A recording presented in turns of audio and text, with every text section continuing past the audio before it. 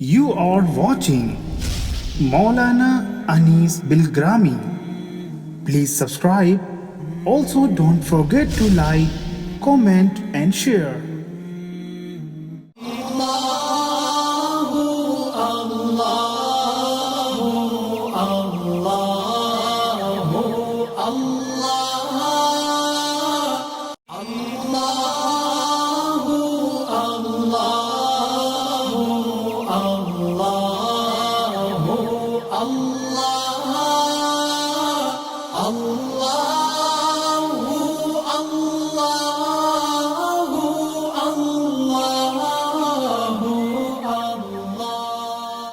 قرآن مجید نے میدان محشر میں انسانوں کے چہروں کا منظرنامہ بیان کیا ہے کہ قیامت کے دن میدان محشر میں انسانوں کے چہرے کیسے کیسے ہوں گے رنگ کے حوالے سے۔ تو دنیا کے تمام انسانوں کے چہرے رنگ کے حوالے سے قرآن مجید نے دو حصوں میں تقسیم کر دیا ہے۔ پورے وجود کی نمائندگی چہرہ ہی تو کرتا ہے۔ خط کا مضمون بھاپ لیتے ہیں لفافہ دیکھ کر، چہرہ دیکھ کے آدمی پہچان لیا جاتا ہے۔ تو پوری کتاب زندگی کا خلاصہ چہرے پر ہوتا ہے۔ جو اندر ہے اس کے اثرات چہرے سے نمایاں ہوتے ہیں، جو خیالات دماغ میں ہیں وہ چہرے پہ آ کر رہتے ہیں۔ تو اللہ تعالیٰ میدان محشر میں رنگوں کے لحاظ سے دنیا کے تمام انسانوں کے چہروں کو کتنے حصوں میں تقسیم کر دیا ہے؟ دو حصوں میں۔ کچھ چہرے روشن ہوں گے، سفید ہوں گے، اور کچھ چہرے سیاہ اور کالے ہوں گے۔ یوم تبیض وجوہ، وہ دن ایسا ہوگا کہ کچھ چہرے بہت روشن ہوں گے، سفید ہوں گے، وتسود وجوہ، اور کچھ چہرے بالکل کالے ہو جائیں گے۔ اللہ ہم سب کے چہروں کو اس دن روشن بنا دے۔ ان چہروں کا روشن ہونا، سفید ہونا اس چمڑی پر موقوف نہیں ہے۔ اس دن جو چہرے روشن ہوں گے، سفید ہوں گے، وہ دل میں جو ایمان کا نور موجود ہے اس نور کی نورانیت سے چہرے چمک اٹھیں گے۔ یہ تو دنیا کی چمڑی ہے۔ یہ چمڑی اگر کالی ہے تو اس سے کیا فرق پڑتا ہے؟ اور یہ چمڑی بہت گوری ہے، اس سے کیا فرق پڑتا ہے؟ اب بلال حبشی بظاہر بڑے کالے کلوٹے تھے، چمڑی بڑی کالی تھی، لیکن میرے مصطفیٰ علیہ السلام پر ایمان لا کر، اللہ پر ایمان لا کر ان کا دل اتنا منور ہوا کہ کل میدان محشر میں اس نور ایمان کی چمک ان کے چہرے پہ صاف دکھائی دے گی۔ وہاں ان کا چہرہ کالا نہیں ہوگا، بہت سفید ہوگا۔ یوم تبیض وجوہ کے زمرے میں آئیں گے۔ بہت سے لوگ گورے ہیں یہاں، لیکن دل میں کفر کی تاریکیاں ہیں، شرک کی ظلمتیں ہیں۔ کل میدان محشر میں کفر و شرک کی یہی ظلمتیں چہرے سے نمایاں ہو جائیں گی۔ اللہ ہم سب کے چہروں کو روشن بنائے۔ چہروں کی ایک تقسیم اور ہے، اس کو توجہ سے سنیے گا۔ کچھ چہرے ایسے ہوں گے بڑے تر و تازہ، ان کے چہروں کو اللہ تعالیٰ سرسبز و شاداب بنا دے گا، یعنی ان کے چہروں سے ان کی خوشیاں ٹپک رہی ہوں گی۔ وجوہ یومئذ ناظرہ، کچھ چہرے ایسے ہوں گے جو بڑے سرسبز و شاداب ہوں گے، تازہ ہوں گے، اور جن کے چہرے بہت کالے ہیں وہ بڑے اداس ہوں گے۔ اپنی زبان میں سمجھیے کہ ان کے منہ لٹکے ہوئے ہوں گے۔ ووجوہ یومئذ باسرہ، ان کے منہ لٹکے ہوں گے، کیونکہ دنیا کی ساری کارکردگی ان کے سامنے ہوگی۔ گناہوں کا بوجھ ان پہ لگا ہوگا، وہ کسی کو منہ دکھانے کے قابل نہیں ہوں گے۔ اب دو تقسیمیں یاد ہو گئی، ایک رنگ کے اعتبار سے اور ایک کیفیت کے اعتبار سے۔ یہ قرآنی تقسیم بتا رہا ہوں آپ کو۔ رنگ کے اعتبار سے کچھ چہرے سفید یعنی روشن اور منور ہوں گے، اور کچھ چہرے رنگ کے اعتبار سے سیاہ اور کالے ہوں گے۔ کیفیت کے لحاظ سے کچھ چہرے بڑے سرسبز و شاداب ہوں گے اور کچھ چہرے ایسے ہوں گے جن پہ مایوسی طاری ہوگی، ان کے منہ لٹکے ہوئے ہوں گے۔ دوسری تقسیم کیا؟ کچھ چہرے بڑے حشاش بشاش ہوں گے، تر و تازہ ہوں گے، ان کی خوشیاں ان کے چہروں سے نمایاں ہوں گی۔ وجوہ یومئذ ناظرہ، اور کچھ چہرے ایسے ہوں گے بڑے اداس، وجوہ یومئذ باسرہ، بڑے اداس ہوں گے چہرے، مایوسی ان کے چہروں سے نمایاں ہوگی، کوئی راستہ کامیابی کا دکھ نہیں رہا ہوگا، ہر چہار طرف سے تباہی بربادی گھیرے ہوئے ہوگی، جہنم سامنے صاف دکھائی دے رہی ہوگی، لیکن جہنمیوں کو جہنم میں ڈالنے سے پہلے اللہ جنت دکھائیں گے۔ اگر تو نیک کام کر کے آتا ایمان کے ساتھ تو تیرا ٹھکانہ یہ ہوتا، پھر اس کو جہنم میں ڈالا جائے گا، یہ بھی ایک عذاب ہے۔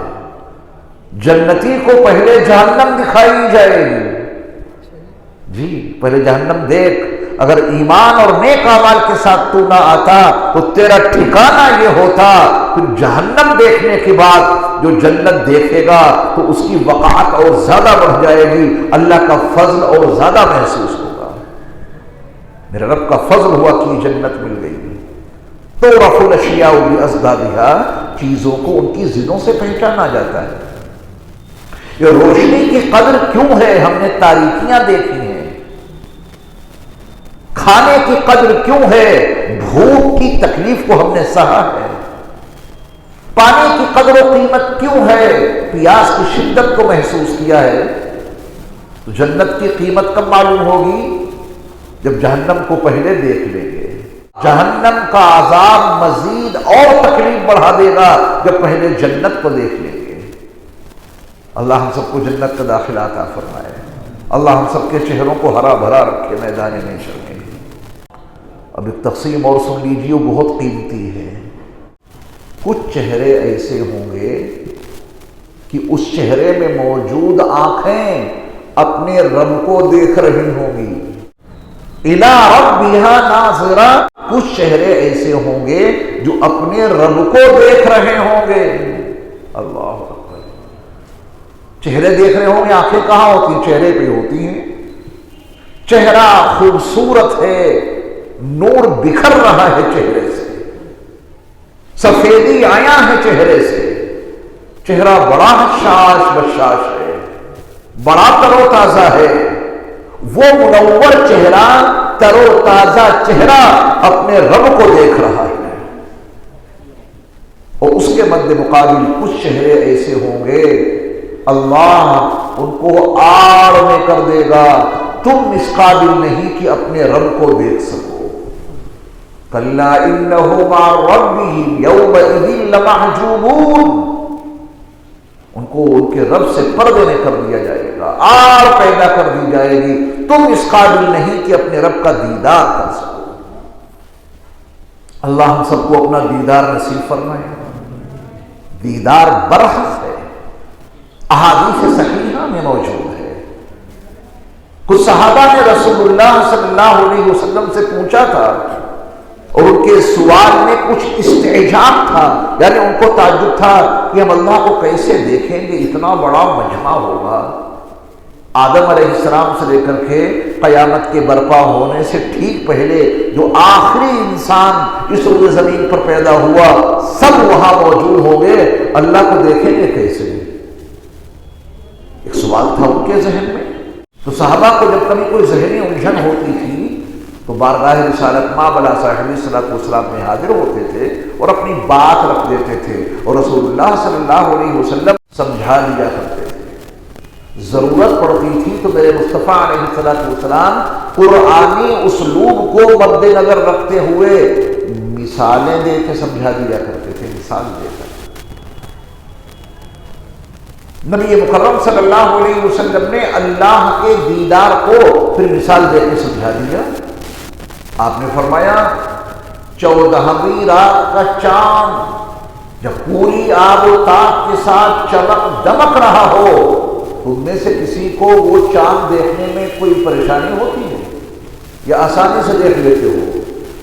صحابہ نے کہا کہ یا رسول اللہ صلی اللہ علیہ وسلم 14ویں رات کا چاند ہمیں دیکھنے میں کوئی تکلف نہیں ہوتا، بڑی آسانی سے دیکھ لیتے ہیں۔ آپ علیہ السلام نے فرمایا ایسے ہی تم اللہ کا دیدار کر دو گے، کوئی رکاوٹ نہیں ہوگی۔ دوسرے موقع پہ رسول اللہ صلی اللہ علیہ وسلم نے سورج کے ذریعہ مثال دے کے سمجھا دی۔ آپ علیہ السلام نے فرمایا کہ بادل نہ ہو تمہارے درمیان، سورج کے درمیان بادلوں کا کوئی حجاب نہ ہو تو سورج صاف دکھائی دیتا ہے۔ صحابہ نے کہا کہ ہاں یا رسول اللہ صلی اللہ علیہ وسلم، ہمیں اس سورج کو دیکھنے میں کوئی زحمت نہیں ہوتی۔ میرے مصطفیٰ علیہ السلام نے فرمایا ایسے ہی اللہ کو دیکھ لو گے۔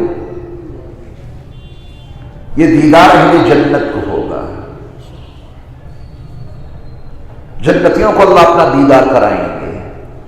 میدان محشر میں ہم پہنچے، ہمارے چہرے روشن رہیں، تر و تازہ بھی رہیں اور ان کا دیدار بھی ہو جائے۔ آج کے درس میں نے قرآن کے حوالے سے 3 چہرے بیان کیے اور اس کے جو مد مقابل ہیں وہ بھی آپ کے علم میں آ گئے۔ روشن چہروں کے بالمقابل کالے اور سیاہ چہرے ہوں گے، اللہ ان سے ہماری حفاظت فرمائے۔ تر و تازہ چہروں کے بالمقابل اداس چہرے ہوں گے جن پر مایوسی چھائی ہوئی ہوگی، اللہ ایسے چہروں سے بھی ہماری حفاظت فرمائے۔ کچھ چہرے ہوں گے جو اللہ کو، اپنے رب کو دیکھ رہے ہوں گے، اور کچھ لوگوں کو آڑ میں کر دیا جائے گا، تم اس قابل نہیں کہ اپنے رب کا دیدار کرو۔ اللہ ہم سب کو اپنا دیدار نصیب فرمائے۔ ایک مستقل موضوع ہے رسول اللہ صلی اللہ علیہ وسلم کے سفر معراج کے حوالے سے کہ آپ علیہ السلام نے اس سفر میں اللہ کا دیدار کیا یا نہیں کیا۔ بس آپ یہ بات یاد رکھیے گا کہ اس سلسلے میں علماء کے متعدد اقوال ہیں۔ کسی قول کی تردید میں جائے بغیر ہمیں اور آپ کو اپنا کیا ذہن بنانا ہے؟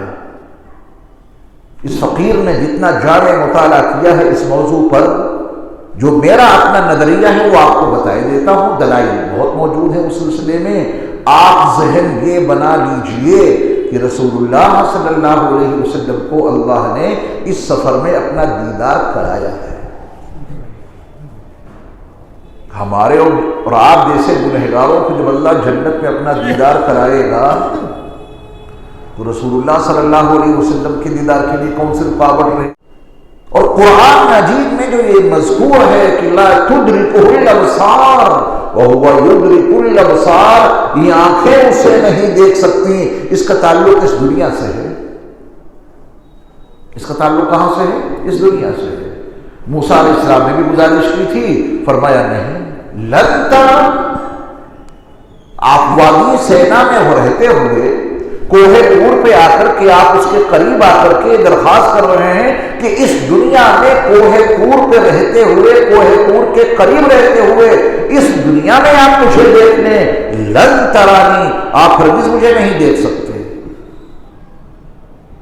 تسلی کے لیے اللہ نے کہا کہ دیکھو سامنے پہاڑ ہے، اس پہ نظر جماؤ، میں اس پہ اپنی تجلی ڈالوں گا۔ موسیٰ میری تجلی اگر یہ پہاڑ جھیل لے تو تم مجھے دیکھ سکتے ہو، اور اگر وہ تجلی یہ پہاڑ نہ جھیل سکا تو اس دنیا میں آپ میرا دیدار نہیں کر سکتے۔ قرآن کا بیان یہ ہے کہ پھر اللہ نے اس پہاڑ پر تجلی کی جس پر موسیٰ علیہ السلام اپنی نظروں کو جمائے ہوئے تھے۔ جیسے ہی اللہ نے اس پہ تجلی کی، پہاڑ ریزہ ریزہ ہو گیا اور موسیٰ علیہ السلام بھی بے ہوش ہو کے گر پڑے۔ وَخَرَّ مُوسَىٰ صَعِقًا، موسیٰ علیہ السلام بے ہوش ہو کے گر پڑے۔ یہاں غور کرنے کی بات یہ ہے کہ موسیٰ علیہ السلام جو بے ہوش ہو کے گرے ہیں تو انہوں نے بھی کچھ نہ کچھ ضرور دیکھا ہوگا۔ یاد رکھیے گا موسیٰ علیہ السلام پہاڑ کے ریزہ ریزہ ہونے سے بے ہوش نہیں ہوئے، اس تجلی الہی کی ایک معمولی سی جھلک ان کی آنکھ میں دیکھ لی تھی تو بے ہوش ہو گئے تھے۔ فرق سمجھ گئے؟ یعنی موسیٰ علیہ السلام کو اللہ کا دیدار تو نہیں ہوا، تجلی کی ایک جھلک، ذرا سی جھلک موسیٰ علیہ السلام کی آنکھ نے ضرور دیکھی تھی، اسی تجلی کی ایک جھلک سے وہ بے ہوش ہو گئے۔ اللہ کا نور اتنا عظیم ہے، تو اللہ کا دیدار اس دنیا میں ناممکن ہے، اور نبی علیہ السلام نے جو اللہ کا دیدار کیا ہے وہ اس دنیا میں کیا ہے، پہلے آسمان پر کیا ہے، دوسرے تیسرے چوتھے پانچویں چھٹے ساتویں آسمان پر کیا ہے نہیں۔